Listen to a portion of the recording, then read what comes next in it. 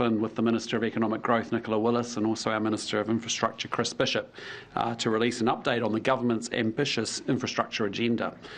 Between now and Christmas, $6 billion of government-funded construction is due to get underway, including new roads, hospitals, schools and high-tech labs. It's an exciting list, initiatives like Otaki to north of Levin and also the Melling Interchange worth billions of dollars finally getting underway after years of delays and uncertainty. And for communities like Horowhenua and the Hut, it's an investment in their economic potential, unlocking growth for years to come. And it also means thousands of additional jobs in construction for a sector still feeling the impact of Labour's high inflation and high interest rates. This afternoon, I can announce an additional project expected to begin construction before the end of the year, with Cabinet having now approved a new postgraduate medical school at the University of Waikato focused on primary care and rural health, training more homegrown doctors right here in New Zealand. This is a significant investment not just for our healthcare system but also for Hamilton and the wider Waikato region. New Zealand simply isn't training enough doctors to meet the future needs of our growing ageing population or to replace those doctors retiring. And that has to change. And so we're investing $32 billion a year in healthcare, 1 in every 5 taxpayers' dollars now. And we know that access to care is still too difficult for too many people, and especially those in regional New Zealand. This new school is a practical step to change that, boosting our medical workforce, creating new educational opportunities in the Waikato, and helping deliver better care closer to home. And with that, I'll hand over to Health Minister Simeon Brown to go through some of the details with you. Well, thank you, Prime Minister. And primary care is the backbone of our health system. If we want better outcomes for patients, we need to ensure every New Zealander can see a doctor when they need to, no matter where they live. But right now, too many people are waiting too long for an appointment. We don't have enough doctors, and that's putting pressure across the system, particularly in rural and regional areas. That's why this government is focused on rebuilding the health system from the ground up, delivering record investment, stronger accountability, and a serious plan to strengthen our workforce. Today's decision to establish a third medical school at the University of Waikato is a major step forward. It will offer a graduate entry program with a strong focus on primary and rural health, areas where the need is greatest. Today's decision will allow the University of Waikato to begin construction of new teaching facilities later this year and start planning for 120 clinical placements. The business case confirmed this model will deliver the greatest long-term benefit to New Zealand, not only by expanding our domestic training capacity, but by directing it where it can make the biggest impact. This is about delivering doctors where they're needed the most and training them in communities they will one day serve. It's also a huge win for the Waikato. This initiative will bring significant educational, economic and workforce benefits to the region. The government is contributing $82.85 million towards establishing the school, alongside more than $150 million from the University of Waikato and philanthropic partners. A combined investment that will deliver new teaching facilities, academic jobs, clinical placements and long-term growth for Hamilton and surrounding communities.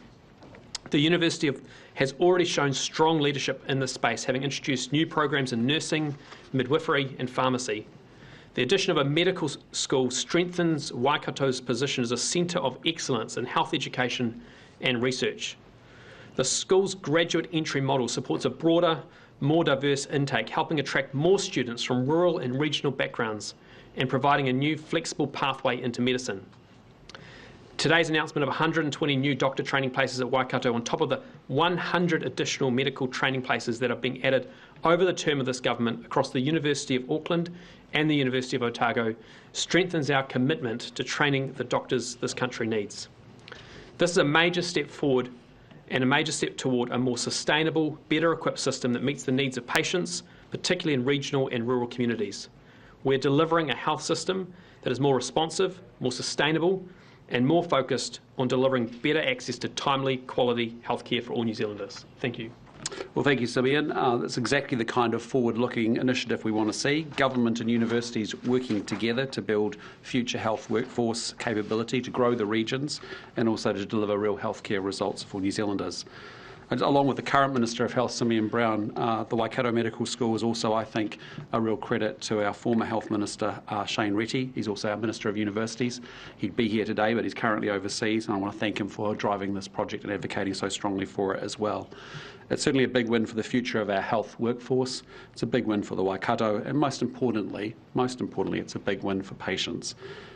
Just my movements this week, I'm here in Wellington till Wednesday, and then on Thursday I'm in Tauranga, Friday I'm in regional Waikato, and back to Auckland for the weekend. And with that, we're very happy to take your questions. So I can go to Jamie. The National Party has put out a statement saying it saved the government $200 million. Does National need ACT to spend sensibly? Well, again, sorry, I haven't seen the statement. Yes, they put out a statement saying that their actions in government, the cost-benefit analysis, has saved the government about $200 million. Because I think the initial advice was that it was going to be about $280 million to do this. You brought it down to look, I mean, this is a project that the National Party campaigned on in the election, and as you've seen, Cabinet's come to a position to make sure that, and to endorse it today. What we've done is, over the last 18 months, is to make sure that actually we want to be reassured that the University of Waikato, given a large portion of this comes from philanthropy and also will ultimately be backstopped by the university themselves, we've spent a lot of time just making sure that they're able to do that. So, it's gone through a business case process. We're pleased with the results of that, but importantly, it's about now stepping out and actually saying we know we have to build this homegrown capability. Simeon and his team are doing a great job of opening up places to international doctors. It's an and on health workforce, and I'm really pleased we've got to where we've got to today. The party saved the government $200 million? Sorry, we made a cabinet decision as a government, to say this is a project that we want to progress and go forward with. We obviously put it through a detailed business case, as was the plan, and we've come to a good result and a good outcome. Sorry, Craig. So I'll go to Craig. I'll come back to. Sorry. Can you talk us a bit more through those numbers, though, because there's quite a big difference between 280 million, which is what you campaigned on, and then the 86 million or whatever it is now. So where's the extra money being made up? I know that some of it's coming from Waikato, but there's still... So this is always going to be a partnership between the government and the university.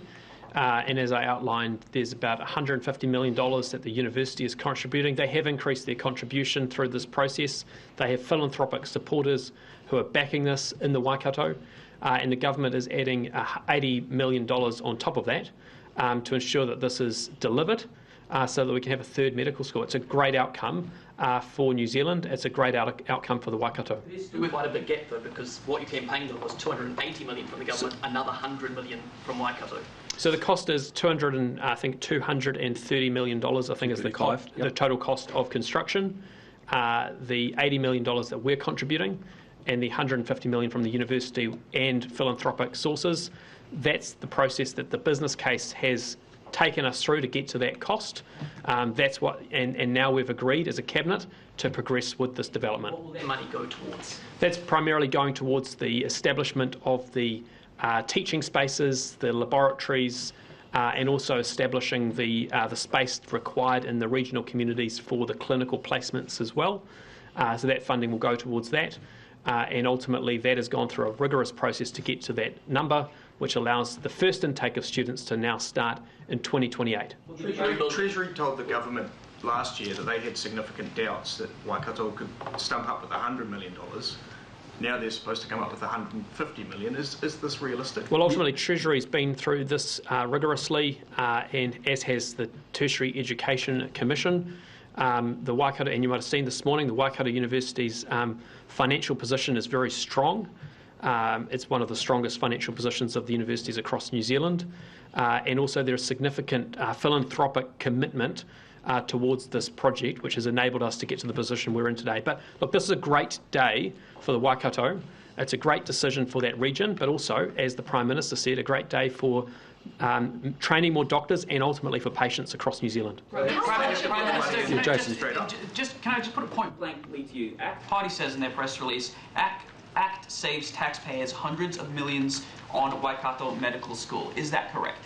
Well, I'll just say to you, we go through a government process. We had to evaluate this project. We wanted to be reassured that the Waikato University had the pledges and actually had the philanthropic support that this case relies upon. We wanted to make sure that their own financial balance sheet was in good shape, that they could actually backstop this and afford this, so that the government exposure is $80 million. When you think about it, we're going to train an extra 120 doctors each and every year, through this school, which is fantastic. We've put another 100 places already into Auckland and Otago since we've come to over the term of this government.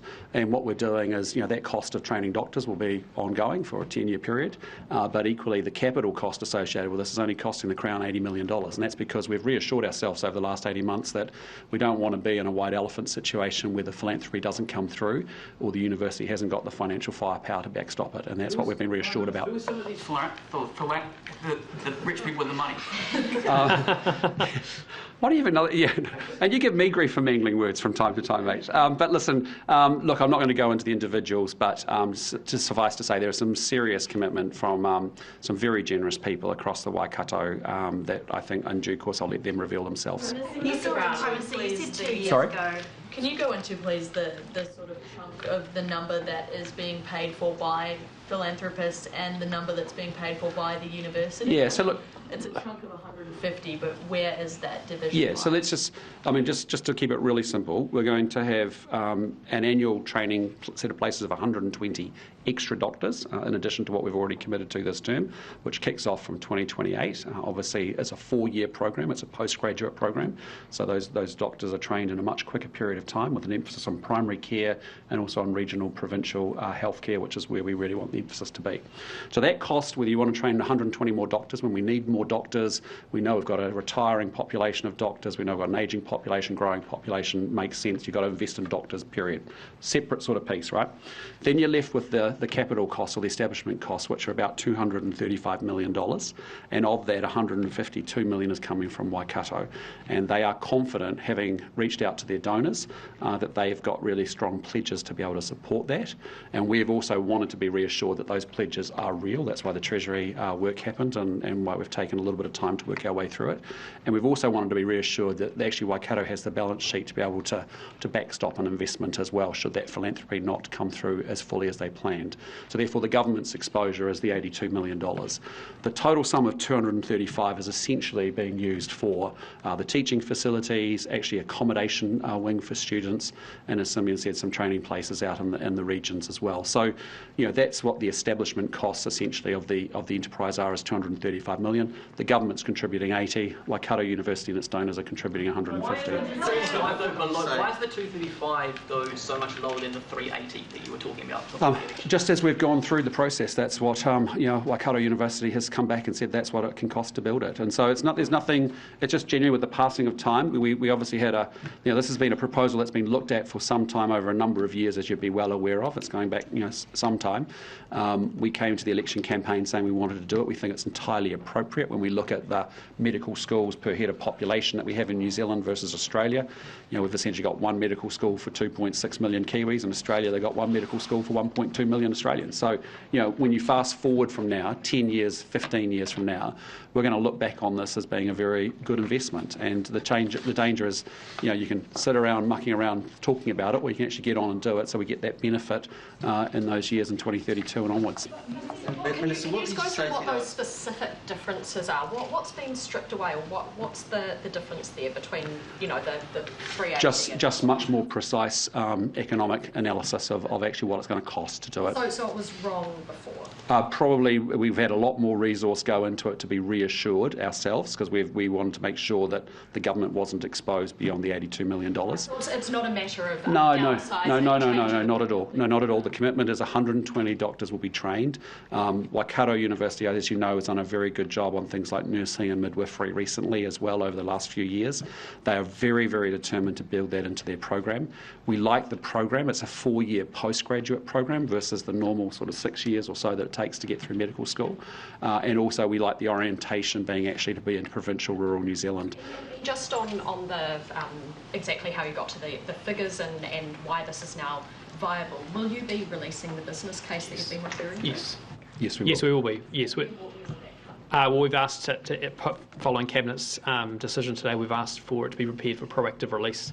So as soon as that's completed, we'll be releasing it as a proactive release. But can I just say, like, I think if you fast forward to 2035, and you're looking back on this decision that we're making today, I don't think there's going to be any debate about it. People are going to say, yes, that makes perfect sense. And what we're trying to do is we want to be much more strategic in the planning of infrastructure in this country. We've gone through a whole cycle where we've had projects on, off, on, off, on, off, and we're trying to lock and load for the future. And so this is a big investment in the future, knowing that we actually are going to have an ageing population, a growing population, a number of doctors retiring over the next 5 to 10 years. So, we won't regret this when we look back on it. We'll say it was a pretty good decision. And I think that's why we're so excited about it. Sorry. Minister Brown, you talked about a more diverse intake in your opening remarks. Were there any discussions around dedicated spaces for Māori or Pasifika postgrads for the school? Well, I think the key thing about the program here that is unique is going to be the fact that it's going to be attracting people who have already graduated. They may be nurses, they may be paramedics, they may come from a variety of different prior degrees or careers. And it provides them an opportunity to train as doctors and bring their experiences to the role. And so this is built on overseas models which look at the whole idea of training in place, staying in place, so that we can attract and retain people from a diverse range of backgrounds to enter the medical profession and then support the communities that they are part of. So no specific discussions around. Well, a quarter of the students who go to Waikato University are Māori, so I expect there'll be a large proportion of students who join this to be from Māori communities, and it's going to be from more rural communities. So we are going to ultimately change the way admissions take place by opening it up through postgraduate degrees. These could be nurses, these could be paramedics, these could be from a range of different backgrounds who want to be doctors. And support their communities, and the training will be back in their communities. So it's all about training in place, staying in place to support doctors to work in those communities in New Zealand. Has there been any clear communication to the University of Waikato to not have any dedicated kind of MAPAS structure? Well, they'll go through a process around, that's a question ultimately you should put to the University of Waikato. They will have a admission policy that they will have to establish as part of this, but ultimately this is about the model and actually changing the way we train doctors in New Zealand. I just want to be clear, though, the government hasn't been clear to the University of Waikato, if we give you this money for this hospital... No, I think you're very clear on our whole intention here is to support a third medical school, about attracting people from a diverse range of communities and changing the way we train doctors so we can encourage those doctors to actually work in those communities. It's what the Queensland government has done very successfully. It's what other parts of Australia have focused on. Train in place, stay in place. Yeah. Given it is... Sorry, I've got to say one more thing before Marnie asks another question. But the other thing I'd just say to you, just remember, we've got anywhere from 200 to 300, maybe 350 students from New Zealand studying in Australian universities doing medicine. And once they go there and they do their studies there, yes, so some of them will come back, but not all of them. And so the actual opportunity about creating more spaces and opening up more spaces for medical students, we've been trying to do that by expanding places, obviously, in Otago and also in Auckland. But obviously this is quite a big leap forward as we put another 120 slots into training each year. Yeah, I guess what I'm getting at, though, has ACT put it on the table as a bottom line. Do not. No. There's a whole separate issue. It honestly is about, now it's in the hands of the university to put together the program that they think best delivers for what our objectives are, which is to actually open up more training spaces, but more importantly to be able to deploy GPs into primary care and particularly into regional rural New Zealand where we know the need is greatest. Sorry, I'll go to Bridie.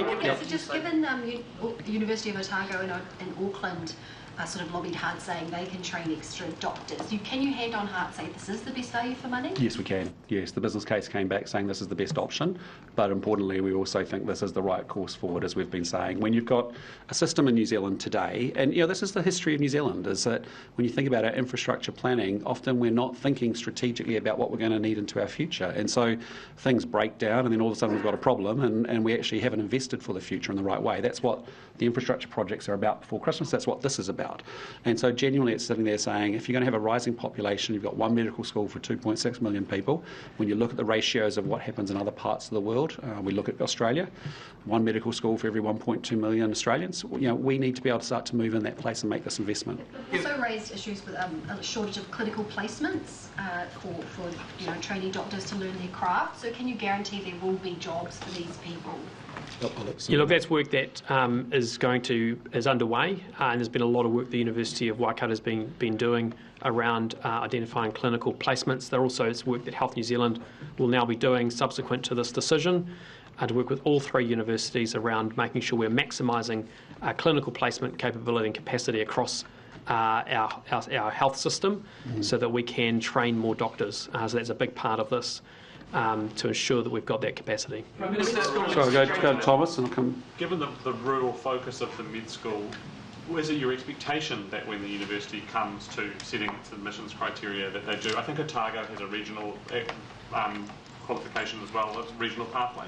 Is it your expectation that the university establishes some sort of pathway for people from rural New Zealand to... Well, that is a key part of the business case, is that the admissions criteria will be around graduate entry, and it will be about ensuring that the people who come forward have demonstrated commitment to rural communities. And so that will be a key part of the admissions criteria, to make sure that we are training in place, staying in place. That's a key part of why this government's investing in it as part of the business case. The business case does set some criteria that the university must meet in terms of its admissions. Yes, I mean, it looks at the model. Obviously, there's a model behind this which has been developed by the university based on what's seen in some Australian universities. But I think the question is quite different from the question we got earlier, which was around, I think the question was going towards MAPIS, which is a completely different issue.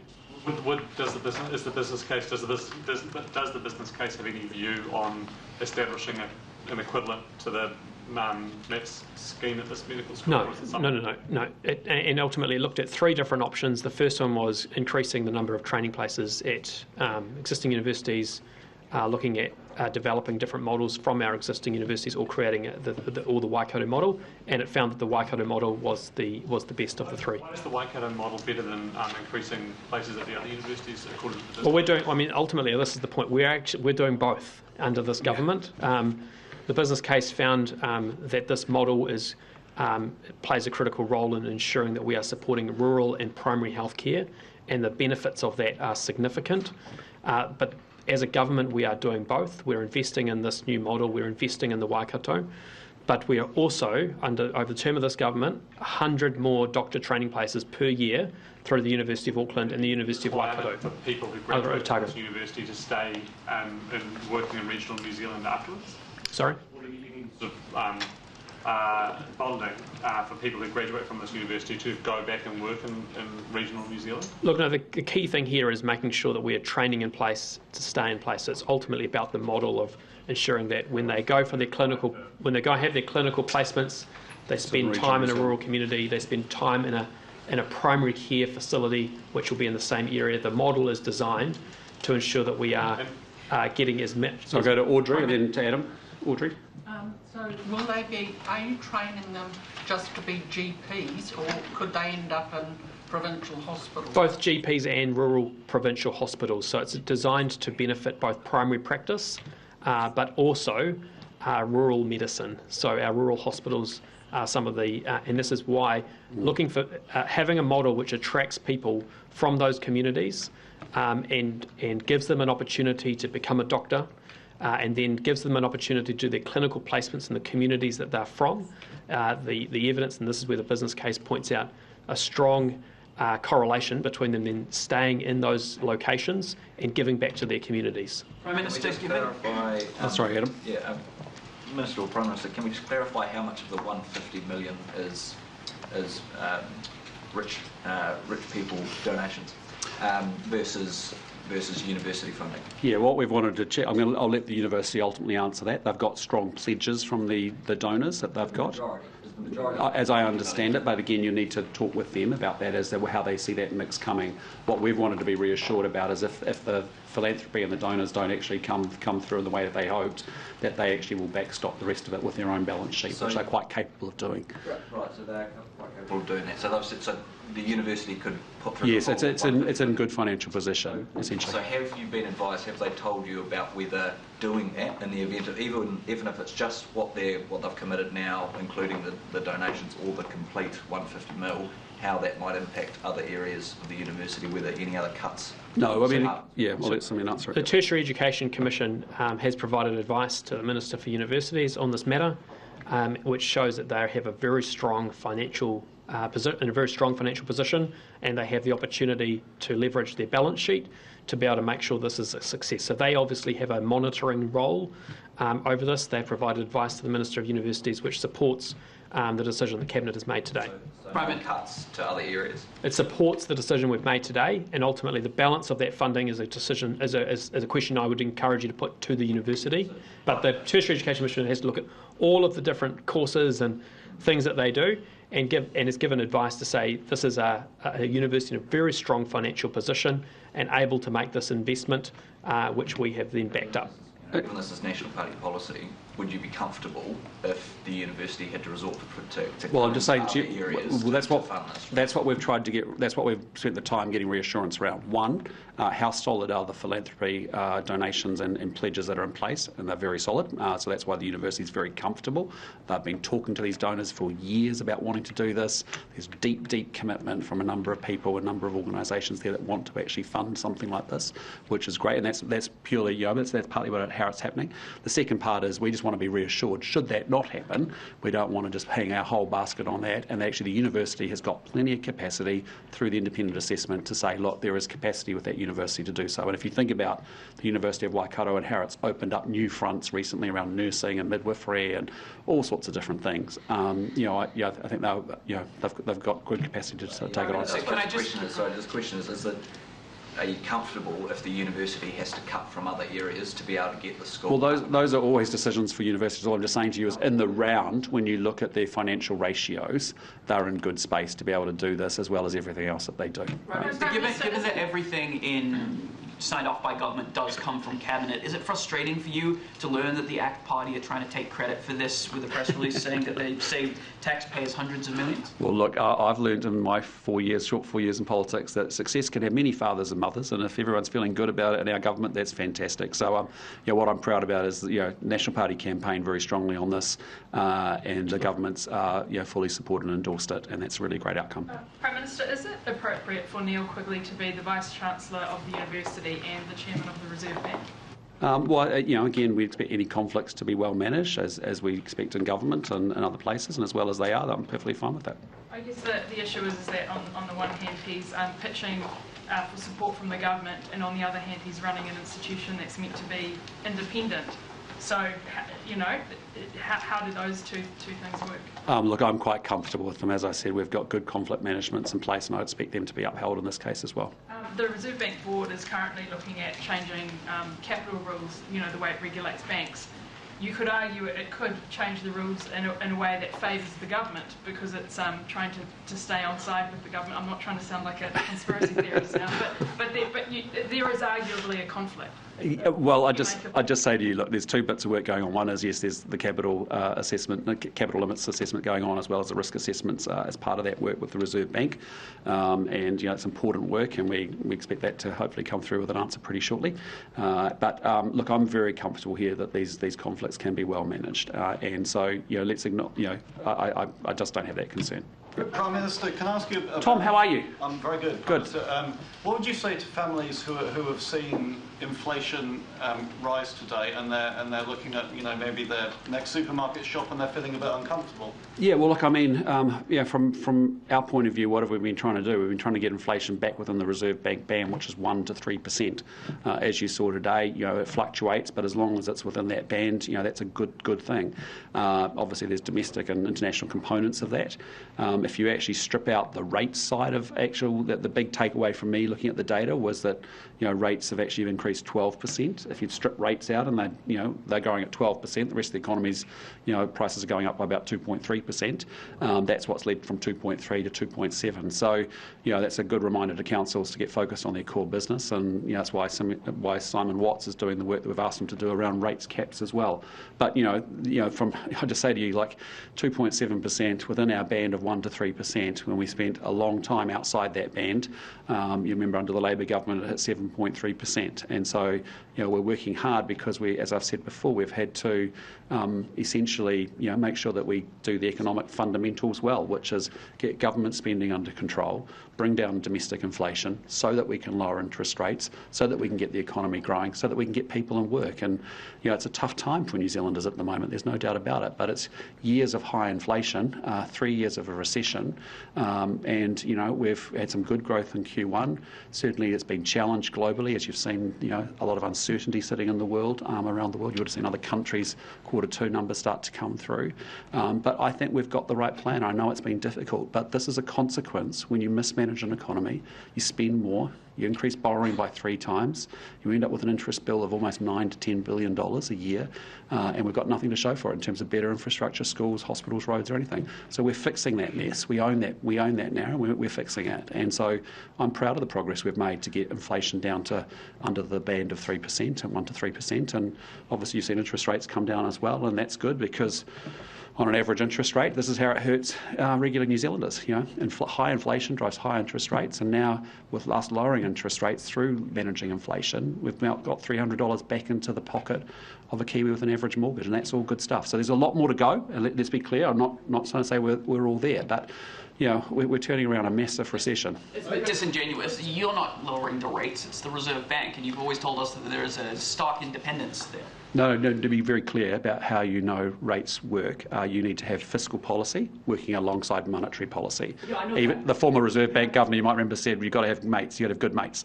And so you can't have a situation... We have lowered interest rates. You haven't, though. Well, as a government, we've done what we've done fiscally to make sure that we're bringing down domestic inflation and playing our part in it. The previous problem, if you remember, was we had Grant Robertson spending like Billy-O and Chris Hipkins, and we had Adrian Orr and the Reserve Bank printing cash, drove a huge amount of domestic inflation. All of a sudden, the Reserve Bank put the brakes on, and all of a sudden, and Robertson and Hipkins kept spending like nothing. And so that's what causes instability and causes inflation.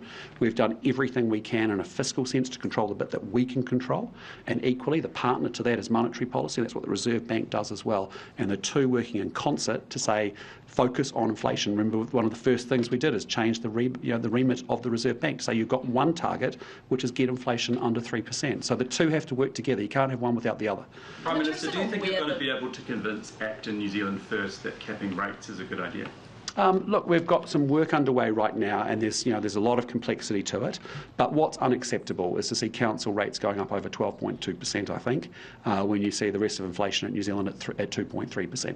And so our message, I have made the message pretty clear for the last 12 months to councils, is get it together, get your spending and your house in order, focus on the basics, not the nice-to-do stuff like the rest of us are doing, families, businesses, central governments trying to do across the country. We expect you to do the same, and many of them are doing a good job on that. Others have a lot of work to do. And so, but equally, now we'll also move forward with the rates cap proposal as well. So that around the cabinet table they like the idea? Again, not something that's come to Cabinet for a discussion yet. As you know, there's quite a few complexities to work through. I'm letting Simon Watts is working that through with a very good set of advisors that have had some experience of that in Australia where it's been implemented, but obviously people who know local government pretty well here in New Zealand as well. So, Prime Minister, kia ora. How are you? Kia ora. Did you have a good weekend? Good morning. So, last week you went to Taitokara, you went to Northland. Yep. You get a sense alongside your two ministers, Portaka and Goldsmith, that there is a desire to move closer to a treaty settlement? Well, we met with a number of iwi leaders. We also met with a number of land trusts, for example. Again, as I've found through my conversations privately and the regular meetings I've had with iwi leaders independently of the big public sort of forums and meetings, is that there's a very good alignment. Up in Northland, there's a huge desire to actually grow. And there is no reason why Northland can't be extremely successful.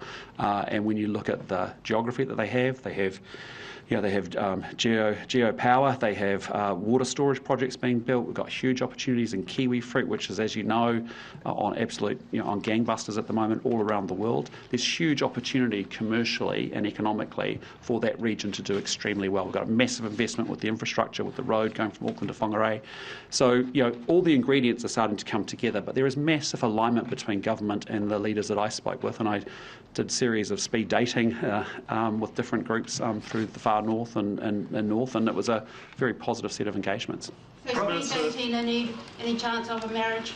Massive areas of alignment, really massive areas of alignment of actually people up there who want to get on and actually take responsibility for driving their own economic growth and their own regional economic growth. So I came away really excited. And I've had a lot of ongoing conversations with different leaders across the region, and to actually meet some new generation of leaders that actually really are determined to actually advance the region economically, because once it's the same issue that we're dealing with as a government, right, that the region wants to deal with and iwi want to deal with and other leaders up there, because essentially you've got to get the economic engine in place so that you create opportunity for your people so you can deliver better public services. It's the same thing we're doing at the national level as well. So no, really enjoyed it. Great day.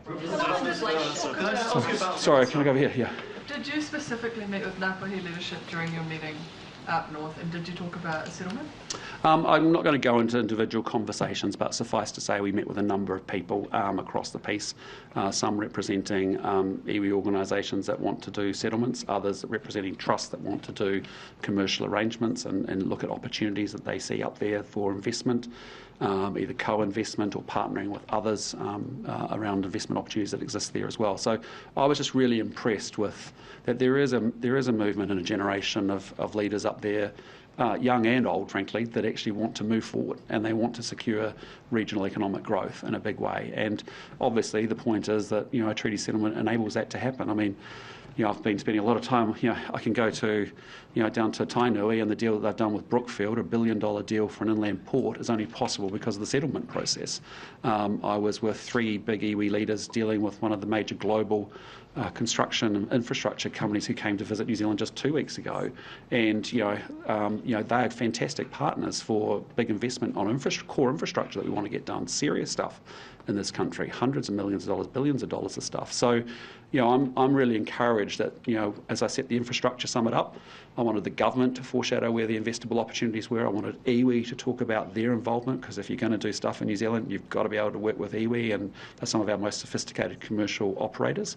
And then likewise, we had emerging sectors that we want to invest in as well. Minister, how would you characterise NCEA at the moment? It's not working. I've got some serious concerns about it, and very worrying concerns.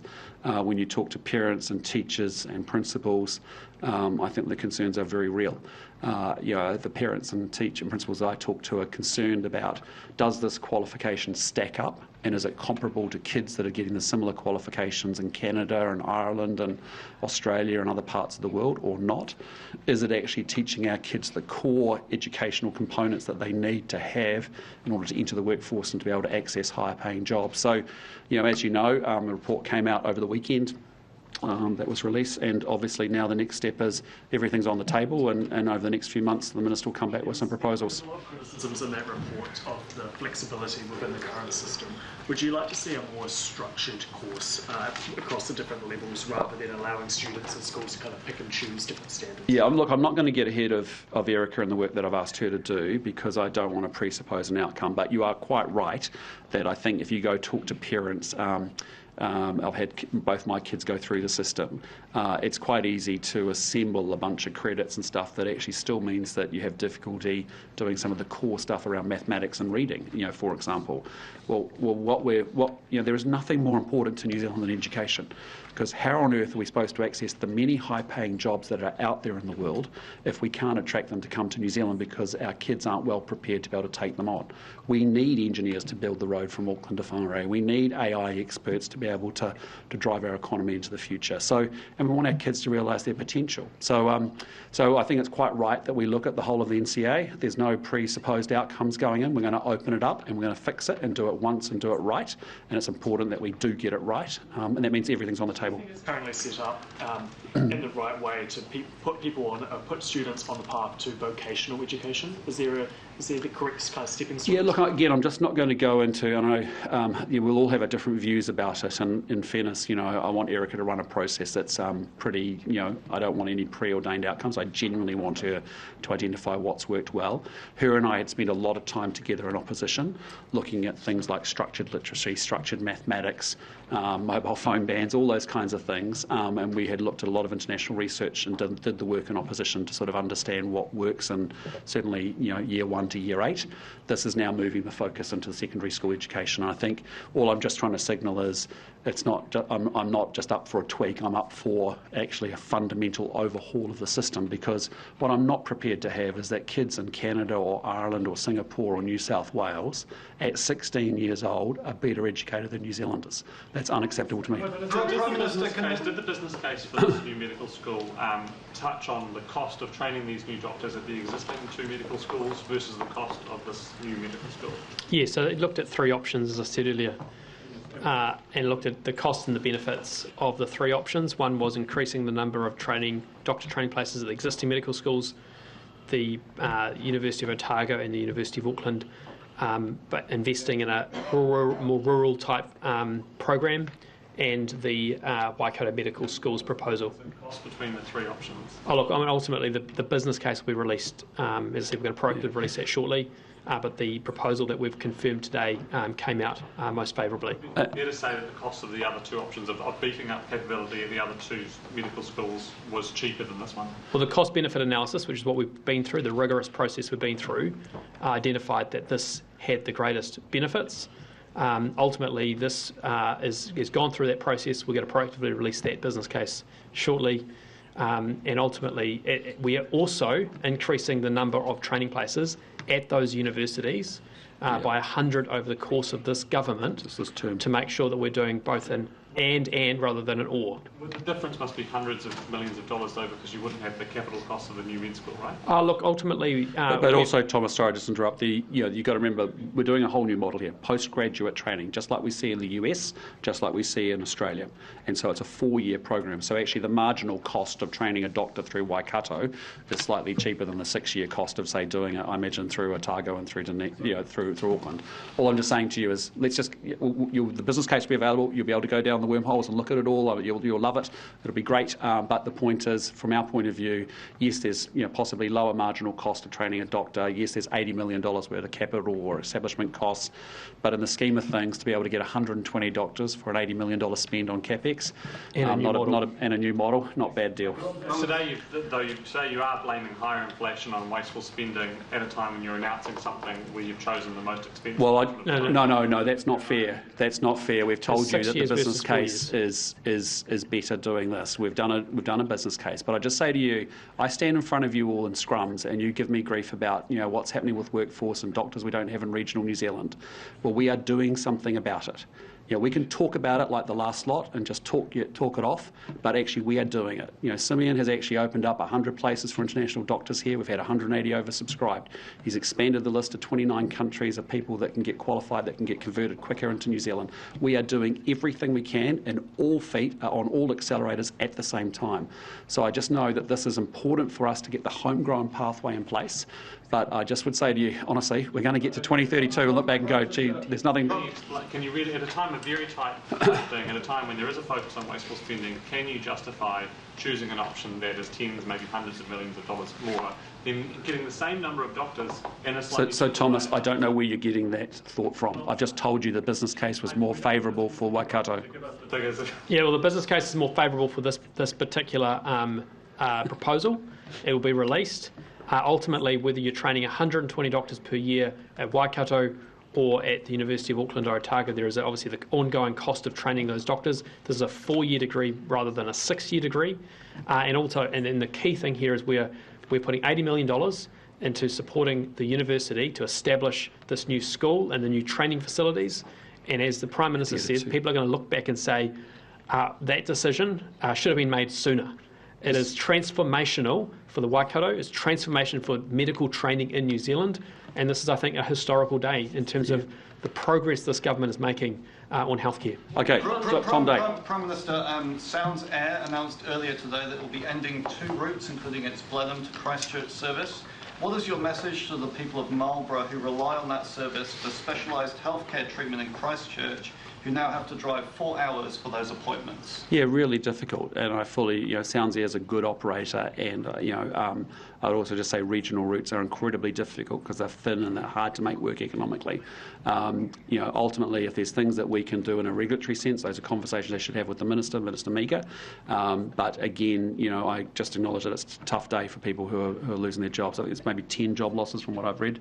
And I just know how difficult regional routes are, and to make those work, you've got to make sure you get the foundational economics in place. The Minister says that there's an aviation action plan coming soon. Can you provide any kind of, No, I'll let James pick that up and talk to that issue. But I just want to acknowledge today, given the news is new, that regionally aligned services are difficult to run at the best of times, and they're a good operator, and I think about those people today. But what we can do as government is to make sure we're doing everything we can to power up the tourism, to actually make sure that those routes are actually have got traffic on them. That actually the work that we're doing with Louise Upston to bring tourists to New Zealand is important. Would you like to see MPs taking those flights? Sorry? Would you like to see MPs taking SoundSeer flights on the regional routes? What do you mean, sorry? Would you like to see MPs, and you said people into those flights, would you like to see MPs taking SoundSeer? Yeah, they often do. Yeah, they took often Origin do. Air the other day. Yeah, I've travelled on, yeah. PSA says that there's 255 civilian roles to go across the NZDF, and that's wrong when we have rising security risks. What's your response to that? Look, it's an issue for the New Zealand Defence Force as to how it organises its own resources. As you know, we're putting $12 billion more into defence in the next 4 years. It's a huge investment. So as to how they deploy between enlisted and civilian people, that's up to them. Prime Minister, the United Nations World Food Programme says its staff on a humanitarian aid convoy in Gaza yesterday saw Israeli forces shooting at Palestinian civilians who were there to collect food packages. Dozens of people have been killed. This is a kind of near daily experience we're hearing about in Gaza. Do you think that the Israeli military, through these actions or any conducted over the last 18 months, has violated international law? Well, what I'd say is that sitting here a long way away from the conflict as a small country, what we can do is put voice to it, and that's what we have been doing. We don't think the Middle East is a stable, stable, secure region or peaceful region with more military action. We want Hamas to release those hostages, and they could do that tomorrow. And they haven't, and they could, and they should. Equally, we don't want Israel occupying Gaza, and that shouldn't happen either. And thirdly, we didn't want Iran with a nuclear weapon. And so we want to see stability and security in that region. We want to see, obviously, the parties are going to solve it through dialogue and through diplomacy, not through more military action. Every day is tragic. I mean, what we are seeing is just absolutely heartbreaking, right? It is beyond belief. But the point is, the parties and the regional actors need to get together, and they need to be able to come to the table, because I'm telling you, more military action, like we've been saying, isn't solving the problem. And what we need to see is a peaceful Middle East. But all we can do is advocate for that. We're not one of the regional partners there. We are making the case very strongly. Where possible, we put more voice and volume to our position through partnering with other friends and like-minded countries, as you've seen recently, around, for example, the sanctions that we've levelled against the two extremist ministers that we think are actually acting illegally with West Bank settlements. We don't believe in that. We think that's wrong. We think that is a contravention of international law. So I just say to you, all we can do is continue to exhort the players to actually to stop the suffering that we're seeing on our TV screens, and you feel for the people. But Hamas, release the hostages. Israel, we don't need Israel in Gaza, and thirdly, we don't want a nuclear Iran as a consequence either. So we need to have diplomacy and dialogue, not more military action. Doesn't solve it. Just to that question, though, specifically, do you believe the Israeli military has violated international law, has committed crimes against humanity or war crimes in Gaza at any stage? Well, again, there are well-established processes. As you know, we support the ICC, and we support our international multilateral bodies and the people that are on the ground to best make those assessments. But I'm not going to make that. I'm not going to make a sweeping statement from New Zealand when I'm not close to it, and I haven't seen that is up for others to determine that are in the region, and I expect them to do that work. But I'm just saying to you, at the macro, if you zoom out, what do we need? We need a clear pathway to a two-state solution where Palestinians and Israelis can live side by side. And for that to happen, you've actually got to have diplomacy and dialogue, because I'm telling you, this endless military action that's now been going on for a long time, Hamas, release those hostages. Do it. Do it. Israel, actually make sure, get out of Gaza. We don't need military activity in Gaza. But they both have to make that happen. And unfortunately, you've got to have both parties wanting to do it. Just to clarify, if the appropriate bodies or international bodies deem that, say, open firing on, innocent civilians waiting to gather food is, in contravention to international law, and they say that that's illegal, would New Zealand, as you say, lend our voice to that, amplify that, and say that it is? Well, again, you've seen us. We uphold international rules-based system and the law, and we support the international institutions that will make those assessments, whatever they may be. But I'm not going to get into a hypothetical sitting here when I'm not in the region judging and having evidence of what has or hasn't happened. I'm not meaning to say one way or another. I'm just saying to you, from New Zealand's point of view, what we need to do is be able to respect whatever decisions those international bodies that we support make, and we will uphold those. Sorry to come back to the Waikato school just quickly. And you may have mentioned this earlier, I might have missed it. But is there funding for the actual training of the students at Waikato? The 80-odd million, if that's going to the building, but what about the actual students' training?